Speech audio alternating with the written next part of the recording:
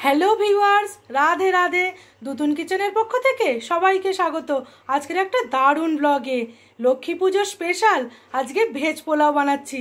এটা তোমরা তাড়াতাড়ি রান্না করে ভগবানকে দিতে পারো। সেই জন্য আমি নিয়েছি ফুলকপি, বিনস, গাজর। এইটা ভালো করে আগে তো ধুয়ে নিয়েছি, তারপর ঠিক সমান সমান করে কেটে নেবো। সেটা তোমরা আমার থেকে ভালোই জানো, সেটা আর আমি দেখালাম না। চলো তাহলে আগে কাটাকাটিগুলো করে নিই। এই ভেজ পোলাও তোমরা লক্ষ্মী পুজোতে মা লক্ষ্মীকে বানিয়ে দিও।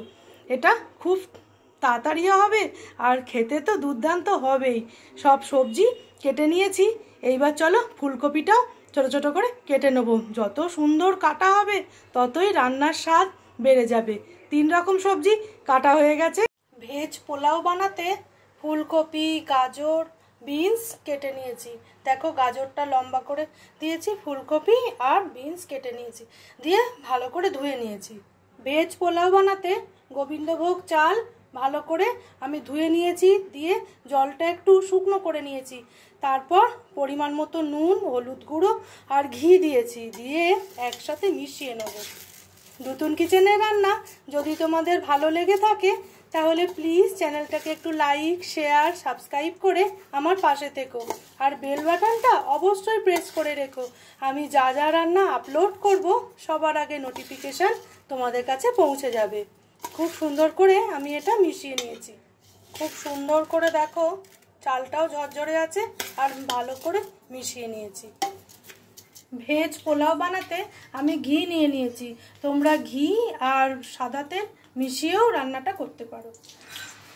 গোটা গরম মশলা টুকে নিয়েছি, দিয়ে দিলাম, সঙ্গে তেজপাতা। সব ফোড়ন ভাজা হয়ে গেছে, সবজিগুলো দিয়ে দিলাম। এইবারে গ্যাসটা মিডিয়াম ফ্লেমে রেখে আমি ভাজা ভাজা করে নেব। এটা যাতে তাড়াতাড়ি নরম হয়ে যায়, স্বাদ অনুযায়ী সামান্য নুনও দিলাম। এইবার খালি নাড়াচাড়া করতে হবে যাতে তাড়াতাড়ি নরম হয়ে যায়। এটা রাইসটা বানাতে একদমই বেশি সময় লাগবে না, খুবই কম সময়ের মধ্যে তৈরি হয়ে যাবে। কাজু কিশমিশটা দিয়ে দিলাম, দিয়ে সুন্দর করে ভাজা ভাজা করে নেব।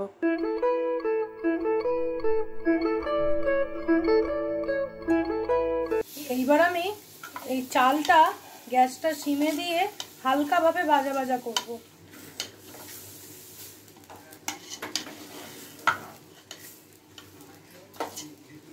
চালটা একটু সময় নিয়ে ভেজে নেওয়ার পর আমি মাপ মতো জলটা দিয়ে দেবো। এই সময়তেই চালটা যতটা একটু সময় নিয়ে ভাজা যাবে তাহলে না পোলাওটা বেশ ঝরঝরে হবে।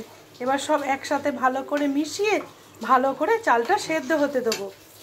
চাল অনুযায়ী মাপ মতো চিনি 1 বাটি নিয়েছি। তোমরা মিষ্টিটা তোমাদের আন্দাজ বুঝে দিও। আর কিছুটা জায়ফল আমি গুঁড়ো করে নেব।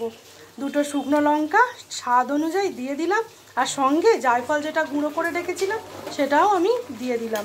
এইবার দেখো হয়েই এসছে, মানে খুব বেশি তো সেদ্ধ করব না, যে মাপ করে জলটা দিয়েছি ওটা টেনে গেলেই হবে। এইবার চিনিটা আমি দিয়ে দেবো। জলটা দেখেই বুঝতেই পারছো জলটা টেনে গেছে। চিনিটাও দিয়ে দেবো। চিনিটা দেওয়ার পরেই জায়ফল গুঁড়ো আরেকটু দিলাম, দিয়ে খুব সুন্দর করে মিশিয়ে নেবো। আর সবজিগুলো যেগুলো আমি ভালো করে ভেজে নিয়েছি সেটা দিয়ে খালি মিশিয়ে নেবো, নাড়াচাড়া করব। সব সুন্দর করে মিশিয়ে নিয়েছি। এইবার স্ট্যান্ডিং টাইমে এই মিনিট 15-20 রাখবো। তারপর তোমাদের দেখাচ্ছি কেমন হয়েছে এটা দেখতে। যত হাওয়া লাগবে ঝরঝরে হয়ে যাবে। আজকের ভিডিওটা এইখানেই শেষ করছি। তোমরা ভালো থেকো, সুস্থ থেকো, দুতুন কিচেনের পাশে থেকো।